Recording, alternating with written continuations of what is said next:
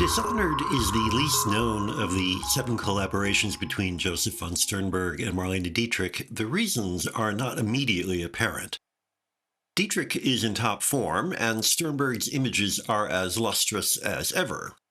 While Dishonored has neither the literary cachet of The Blue Angel nor the Baroque extravagance of The Scarlet Empress or The Devil is a Woman, it is a far more satisfying film than Blonde Venus, a turkey that is most remarkable for asking the viewer to accept that Dietrich would choose Herbert Marshall over the young Cary Grant, and at least as entertaining as Morocco and Shanghai Express. The key to its lack of renown may have less to do with either the director or the star than with her co-star, Victor McLaglen. Playing a Russian officer who is both Dietrich's antagonist and lover, McLaglen does not exactly give a bad performance. It is just that, veteran of action genres and usually cast in character parts, he is probably most famous for his lead role in Ford's The Informer, he is out of place in the coolly ironic Sternberg universe. There's a moment in Dishonored that puts that problem in relief. At a crucial juncture, Dietrich is swept off her feet by McLaglen, literally. He picks her up and carries her to her bed, which, far from suggesting erotic delights to come, registers more as coarse loudishness.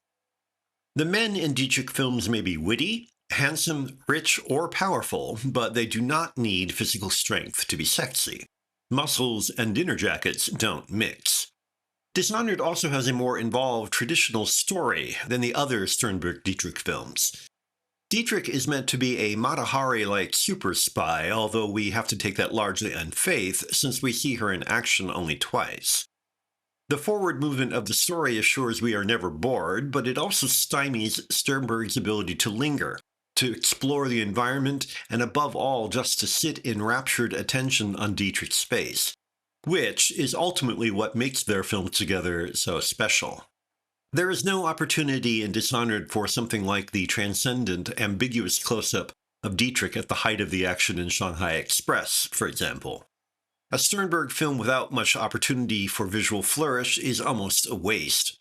Plenty of skillful filmmakers know how to tell a story. Only a handful could rise to the heights that Sternberg achieved at his best. Which is not to suggest that Dishonored deserves obscurity or that it is uninteresting visually. I prefer it to Blonde Venus, and it is more confidently put together than Morocco, though to say McLaglen is no Gary Cooper is putting it mildly. It is just that by occupying that always contentious middle ground between brilliance and failure, the speculation about just why the film doesn't work as well as it could is not only inevitable, but sometimes more interesting than Dishonored itself.